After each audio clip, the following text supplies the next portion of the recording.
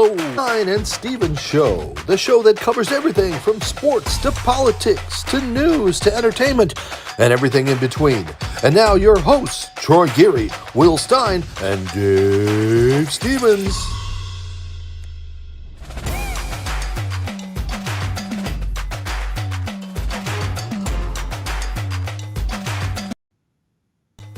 Well, welcome everybody, and welcome my live studio audience here from Norwich, Connecticut.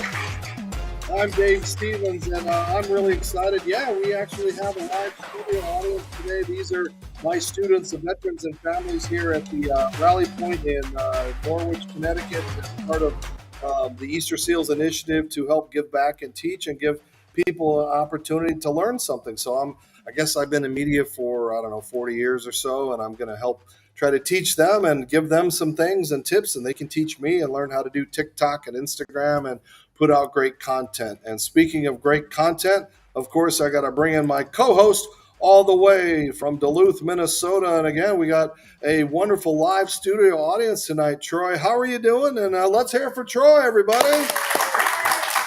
Well, I'm doing great, Dave. I'm excited for the show tonight. This guy wreaked havoc. I love a lot of quarterbacks back in the day, and I'm excited to talk to him. Yeah, and our guest tonight is, of course, a former NFL player, so I might as well bring him in. Yeah, Bill Maas is joining us tonight. He played in the NFL for a long time, longer than he probably wants to talk about, but he was an NFL lineman, played for the Kansas City Chiefs, played for Green Bay Packers, was a two-time Pro Bowler, All-Pro, all these wonderful accolades. Bill joining us tonight. Bill, where are you tonight? We're at our home down in Lake Ozarks, Missouri. That's a good TV show. Is that anything like the TV show going on down there? Probably at one time, but not now. It's it's a resort atmosphere now. Well, Bill, we're going to talk about your NFL career and what a great NFL career it was, getting started early. I mean, tell us about what that was like to play in the NFL before we had all these rule changes and kickoff return changes and things like that. I mean, tell us a little bit about your memories from when you were in the NFL.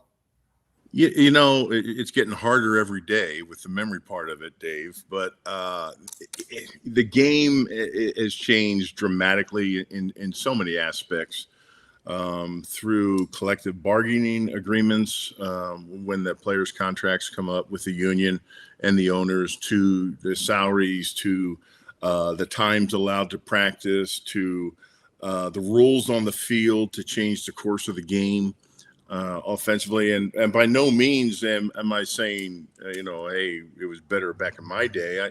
I love watching the NFL now, but it's changed dramatically on how they go about doing things, primarily offensively. What they do offensively right now started when they put the 20-hour rule into the NCAA. Right. So college coaches used to be able to get their players in there and practice the heck out of them all day long. You'd have an hour of individual period honing the skills of becoming a better position player, before practice ever began. And then they would have practice after the hour individual period. Well, when the 20-hour rule came in the NCAA, that went away. And so then all of a sudden, if you remember, on the sidelines, they were holding up signs like Mickey Mouse, Donald Duck, and all these different signs. And those were plays because they just had to install. That's all they could do was install plays during those 20 hours of practice, meetings, weightlifting, and training room activity. Well, that worked its way into the NFL on the last collective bargaining agreement. You can only have that many hours of practice during the week. So every NFL practice cannot be longer than 2 hours and has to be taped and turned into the NFL every single day. So you can imagine how that minimizes what you can teach and what you can practice. And the running backs are no longer, the fullbacks are no longer. Run blocking is no longer. The only way you get good at run blocking is to line up and run block, right? They can't do that anymore because they don't have padded practices. In the last agreement, there's only 14 days of padded practices allowed through the entire season, right? And it's 17 weeks. So you can't line up and practice and do things. So in essence, when I can shorten that up and just say, what happened with the NCAA has now transformed to what we're watching in the NFL. And that's the game I'm watching now. And it's completely different than when I played, but it's still fun as heck to watch. I'm sorry to take you back, but I want to talk about the University of Pittsburgh teams that you're on. I mean, you had a lot of Hall of Famers on that team: Dan Marino, Mark May, Chris Dolman, to name a few. What was it like practicing with those guys every day, and how much fun was that? It's funny. We go there. We're 18, 19 years old, and we're all there, and we just had a great chemistry of players. We had unbelievable athletes, and we didn't even know it. Like I said, we're kids. We're 18, 19, and this is a great place. Love this place. Love Jackie Sherrill. He's got us together. And, there's a slew of Hall of Famers there. Russ Grimm, Jimbo Covert, Chris Dolman, Hugh Green, Ricky Jackson. My gosh. The guys, all 22, all 11 starters on both sides of the ball went pro. And we went there and we're 18, 19 years old. And it was an amazing time. We never got a national championship, and that hurts us and it hurts our coach to this day. But it's unbelievable. Really, it is. It's unbelievable. We all stay in touch, like on a group text message with all the guys to this day. It's not the pro players that we're talking to, and it's that group of guys. We're all on a group text message, and when it starts going, and it's pretty funny. And Coach Sherrill's a part of that. Well, I got to ask you, your college successes obviously were amazing, but you had some good times in the NFL, especially early on. I mean, let's take a look at some of the things that you did on the field, sacking a guy like Jim Kelly. And I mean, talk a little bit about the early years when you were really making a mark in the NFL. Yeah. So I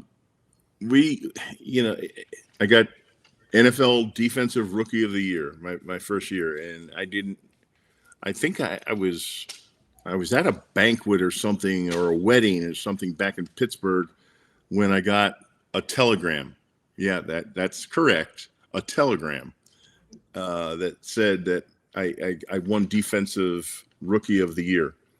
And of course I didn't get anything for it back in those days, and it's a big deal now. And then 2 years after that, we went to the playoffs in 1986. And our defense was really dominant, and our special teams was really dominant. And that was the backbone of that team. And we got to the playoffs for the first time in 15 years.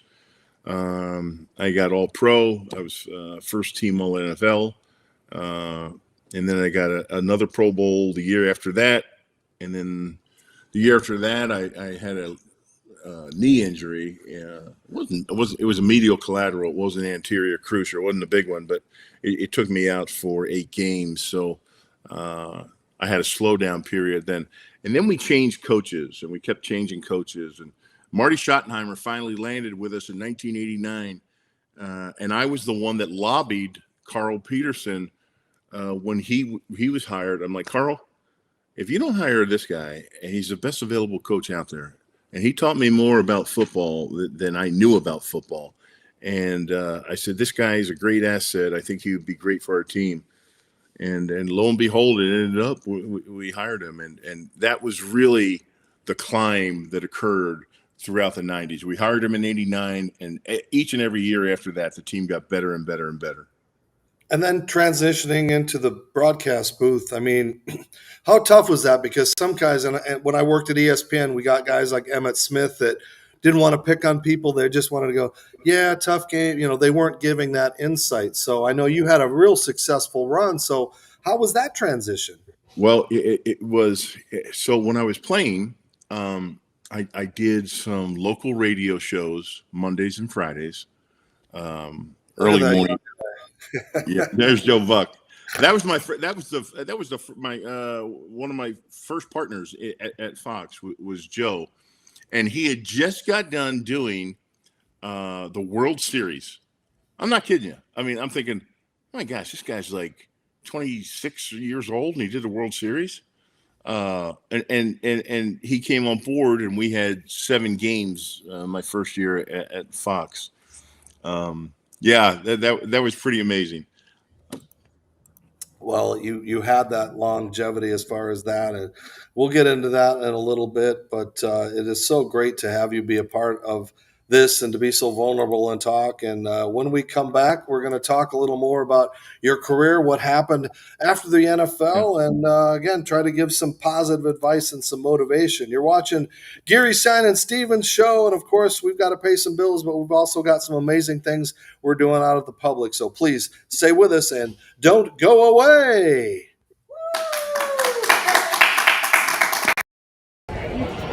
Hi again, everybody. Dave Stevens sitting here at the home of the Hudson Valley Renegades, part of our D3 Day family over the years. And, you know, we put on some amazing camps in Florida, Connecticut, and, of course, in New York. And we're continuing to do that, but we need your help and your support. For more information, visit d3day.com or pullingeachotheralong.com. You can support us, donate us, check out our merchandise, and help us out. So continue to be a fan of our D3 Day camps, and we'll see you on the road.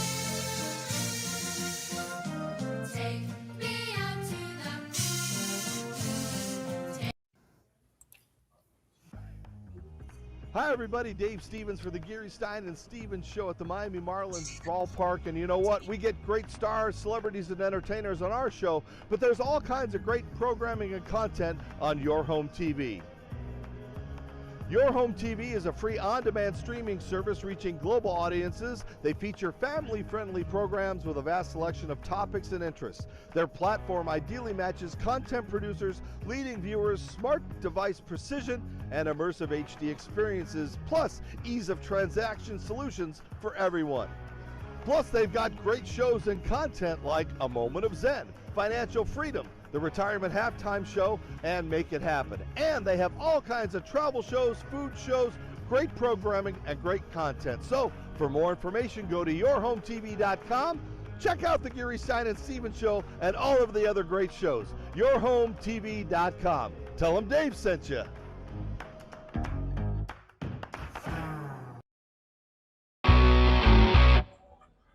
Hi, everybody. Dave Stevens here for the Gary Stein and Stevens Show from Tropicana Field, home of the Tampa Rays. And you know what? Not everybody can be a Major League Baseball player, but you can look like $1 million. What's the best way to do that? Well, go to freshcleanthreads.com. Don't believe me? That's right, you can look professional, feel good, and not spend a lot of money by wearing Fresh Clean Threads. They have amazing shirts. They've got Henleys and polos, long sleeves, and even bomber jackets. And if you like them, you can save some money by typing in the show code GSS Show from the Gary Stein and Stevens Show to save 20% off. So if you can't be a major leaguer and you want to dress like one, well, go to freshcleanthreads.com. That's freshcleanthreads.com. Tell them Dave sent you. Use that code GSS Show. All right, we are back, and of course, I am wearing my Fresh Clean Thread shirt tonight. This is my favorite shirt. I'm probably gonna have to buy more because I don't know if the pitting is getting bad yet. But Troy, how am I looking in my Fresh Clean Threads? They still look sharp, Dave. They still look sharp. So again, all right, we're back with our guest Bill Maas joining us for the second part of this, and. Bill, I know you had some struggles, some ups and downs, and we really do appreciate you talking a little bit about it. Kind of tell us what happened that kind of ended up taking you away from the broadcast booth and changing your life, but then now how you were able to recover and overcome it. Yeah, so, life does have its ups and downs. And I was in a marriage that was torn apart, went through some issues with divorce, with my children. It was nothing I would wish upon anybody. It took away everything, every bit of my part of my day, my time, my feelings, my emotions, and it affected what I was doing. There was alcohol and drugs involved, and I was just beside myself. And the great part of it is there's well, the NFL frowned upon that, by the way, and the great part of it is that where I'm at now with my children is, I never thought I would see this time that they would be telling me they understand. Dad, we know. They understand what I went through. They understand the manipulation. They understand, and the courts never understood any of that. And it was a real tough time to go through. And for anybody that's been through that process and felt that they were wronged by the courts or mediation or all the things that go along with that, that's a tough thing to rip apart. And when you're there, if I'm 10 minutes early, I feel like I'm late to any meeting. And anytime I had to go pick up my kids or meet them or deliver them or whatever it was, I was there. And the vice versa transaction was nobody else was there. I mean, sometimes I waited 2 hours or 3 hours or didn't know what to do. And there was just, it was so tough. And I just wanted to do the right things for my kids. And there were so many times I thought, why am I even trying? Why don't I just give up? Why would I even, I'm up against a court system that favorable towards whatever a mother says. I'm paying, I'm struggling. I don't get to, and I know it's all wrong. And I know what's right.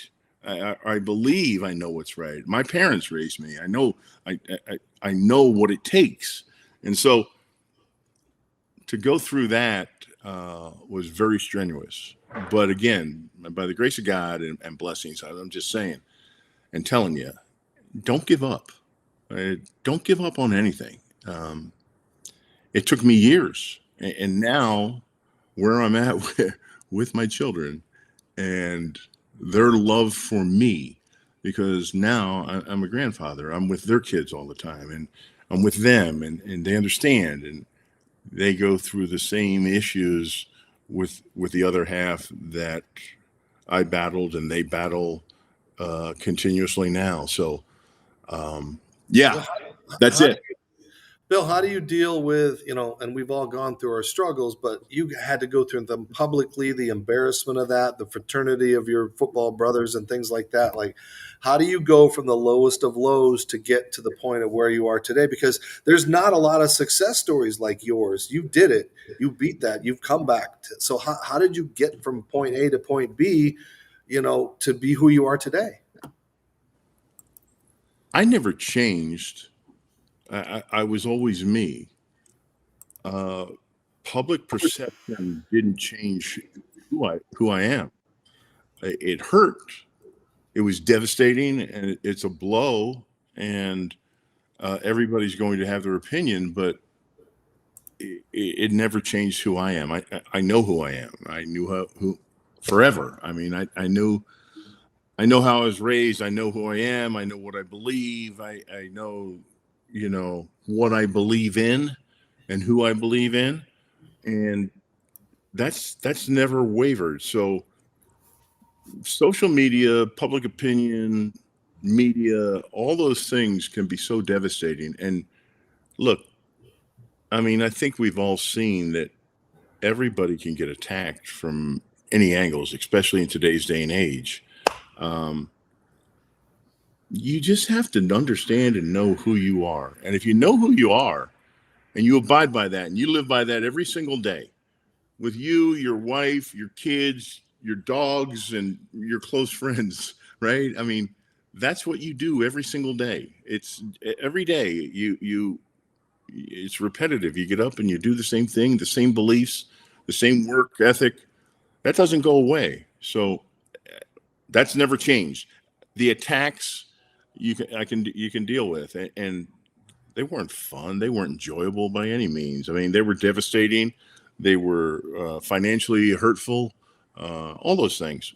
But it's just who you are day in and day out. And that's what you have to live on. That's what you have to be. And I'm good with that. And my family's good with that. And I am. It's cool. I want to take you back to draft day. The draft was just in Kansas City a couple of months ago. We were there. At 4, Philadelphia was there, and also at 6, the Chargers. Did you expect to get a phone call from Lamar Hunt and the Chiefs at 5? No, at 100% not. So my hometown was Philadelphia, and I went across the state to play at the University of Pittsburgh, which was 4 hours away, but totally different climates. Philly and Pittsburgh are just different.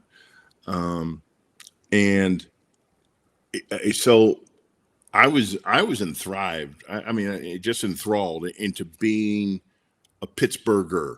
I mean, that's at that time I was a Pittsburgher. I just loved Pittsburgh and everything about it. Of course, it didn't hurt that the Steelers won 4 Super Bowls, and the Pirates just got off a couple World Series championships. But it was fun, and I saw some of that in Philadelphia too, with the Sixers and the Flyers. In 1980, the Eagles went to a Super Bowl, but there was something about Pittsburgh that I just really took to, and what it was the work ethic of the Steel City, and that was me. That's who I was. I'm going to work. I'm going to show up. I'm going to give you everything I have every day. Kind of a blue collar type guy, and here, the Eagles told me, we're taking you number 4 overall. I'm like, wow, I'm going to go back to Philadelphia and play in front of my hometown. That would be awesome. Probably a lot of pressure, but that'd be awesome. Then the Chargers told me, we're taking you 6. We have the 6th pick. We're taking you. I'm like, I'm going to either be back in my hometown or I'm going to be in the beach, which isn't bad either, right? Out in California.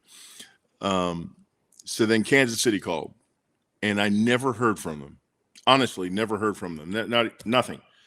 And I was like, wow. And what an honor it was to play and get drafted where I should have been, in a town similar to Pittsburgh, the Midwest, and work ethic and good people, good families. Yeah, I really enjoyed it. And the Hunt family, Lamar, rest his soul, and now the late Norma Hunt, who just passed away. They were he would come in the locker room and come over. One time he came in, he had a sling on his arm, and he came over. He sat down in my locker and we talked to him. I said, Lamar, what happened? And he goes, oh, I was outside raking the leaves and I fell. And I said, Lamar, what the hell are you doing raking your leaves? Right? I mean, it's Lamar Hunt. And, it's just that kind of attitude that he had about him and who he was and the way he went about things. And it was just an honor to play for his family. And speaking of attitude, I mean, you in your day, you were known for giving a good soundbite. Now, I'm hoping our equipment's working because I work hard to find little tidbits of our guests to not embarrass them, but bring out a different side of them. So I'm going to play this. I hope it works out because it's a legendary bite about a legendary player. All week long, it's Bo Jackson, Bo Jackson, Bo Jackson. It's more or less, come watch Bo Jackson run all over the Chiefs. And if you make a nice sign, we'll give you a bunch of money. It was pretty depressing, really. And it was incentive for the team, I think, to say that we stand for a little bit more than have people come out there and laugh at us. So I take it you weren't a big Bo Jackson fan at the time. So here I got to tell you, I hope that a soundbite went across with your group here. No and yes. So I got to know Bo. we would go to the Buckmasters Classic down in Alabama, and we'd hunt together yearly. It was in January. We just got done playing. He didn't go to baseball camp yet, and he was done with the Raiders. And we would have competitions. I beat him in bow and arrow, actually. But I loved him. But the media took this thing, he's coming into Arrowhead Stadium, and he's playing here with the Raiders. And I'm in his book. He wrote about it. I hit him pretty damn good, and he said it was the hardest he ever got hit in Bo Knows Bo.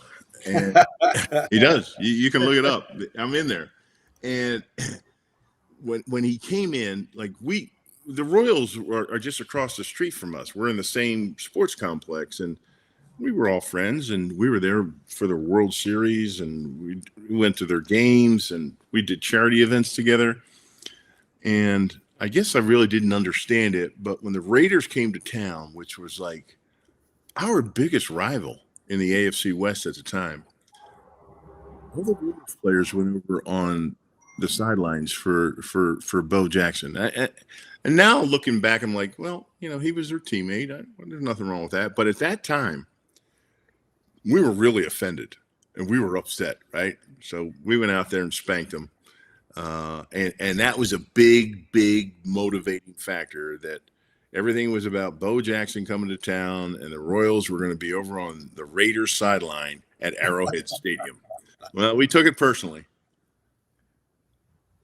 I have a few questions left to ask you, but I just want to ask you about a couple of people, and if you got a quick story. I know you brought up Marty Schottenheimer earlier. And for those that don't know, he just passed away not too long ago. What kind of excitement did he bring to the building, and did the defense embrace Marty Ball? So Marty brought something that was never at Arrowhead since I had been there prior.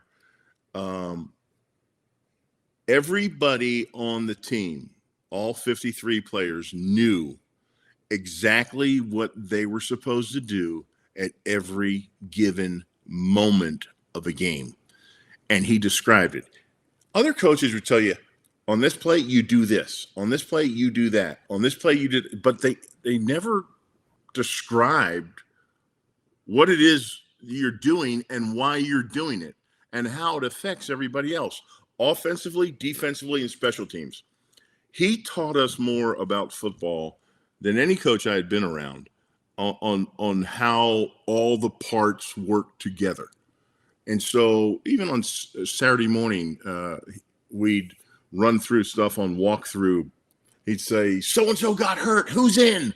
And if you weren't in, if you didn't run up, you got fined. Like, everybody had to know the backup positions and who goes where and what happens if something happens. And he just made it so much of a mental aspect of the game he brought to it for us, how it all 22 players, how everything works in unison. And that to me and everybody else at that time for the Chiefs was really something special.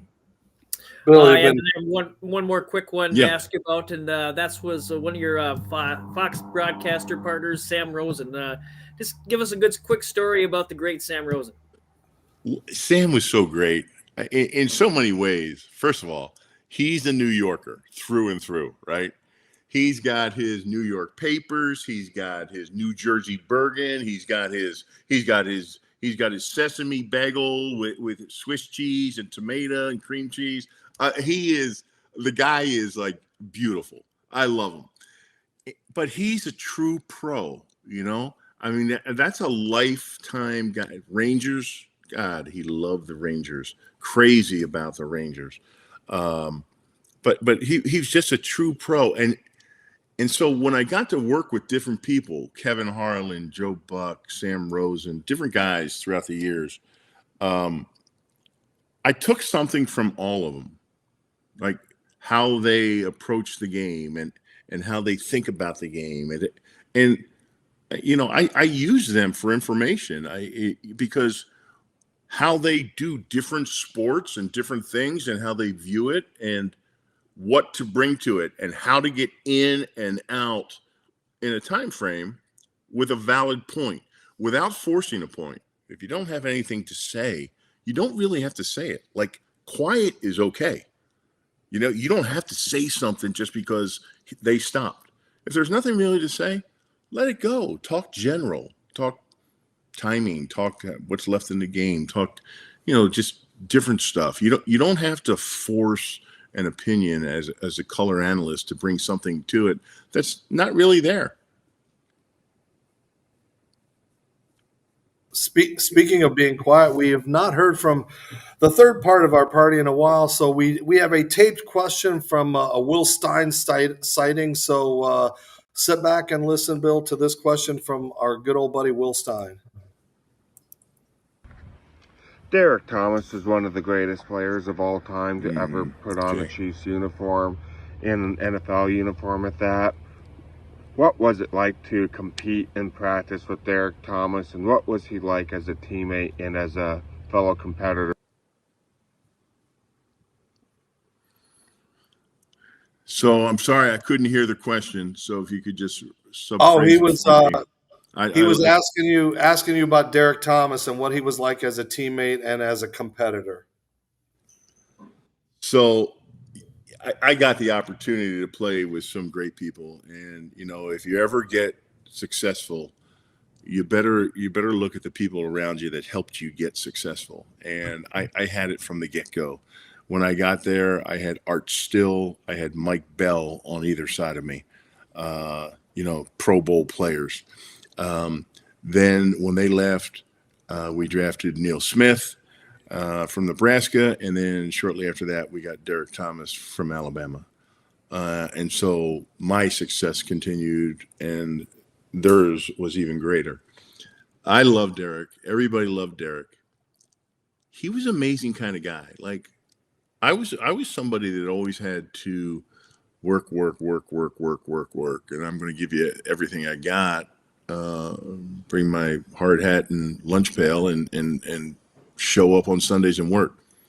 Derek Thomas had that ability. Like, he'd be late to practice. He would be late to meetings.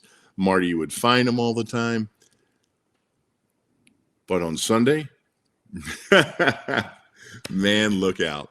I mean, it was just, he might have been, one of those guys that looked up to a guy like Lawrence Taylor, same kind of deal. They just had the ability, the athletic ability and the speed. They'll beat you. They know they're going to beat you. I didn't know. There was very few times I knew I was going to beat somebody and work them. Very few. I knew I was going to be in for a long day, and I'd battle and hope to come out on top. But Derek had the ability, and he knew he had the ability to turn it on at the flip of a switch, and he did. But he was so much fun and so energetic and so personable, and he worked so hard in the community to leave a legacy. And they still have his Third and Long Foundation in Kansas City with Derek Thomas and Neil Smith, and Neil does a good job of continuing that for him. But it's fantastic. I love him. I love 58. Everybody loves 58. I mean, they had a funeral for him at Arrowhead Stadium, and I think the whole city showed up. Well, he was a special player. And again, Bill, thank you for joining us tonight, showing your vulnerability as far as, the insight. Most people try to run away, but I think you gave some insight, and hopefully people can take a part of that and realize there can be success stories. No matter how low you go, there is that light at the end of the tunnel. So thank you, brother, for being a part of our show today. Troy, and then my audience here. How about a hand for you guys, for our veterans from the Rally Point? Hopefully they take some words of wisdom. Hey, Dave, Troy, that's a great deal you're doing there. I mean, that you have these for the veterans to come in and be a part of the show and do this. I mean, yeah, that's great that they have the opportunity to hear from, I guess, all the people you have on with them. That's awesome. Great job, guys. Thank you. Thanks for being a part of it. Troy, any final thoughts? Yeah, Bill, I just want to appreciate it and thank you again for taking time out of your busy day and schedule to join us. And best of luck health-wise, and hopefully we'll see you soon in Kansas City. Yeah, guys. You're a friend of the show, so we'll hit you up down the road when the Chiefs start slumping. We'll hit you up to get some insight. That's not going to happen for another 10 years. But All right, for All right, Troy guys, and thanks. Dave and my audience here, thank you guys. This is Dave Stevens here for the Geary, Stein, and Stevens Show. Thank you. Wherever you watch, listen, or anything, I'm Dave Stevens. Continue to support our show. Thank you so much for being a part of what we do. That's a wrap.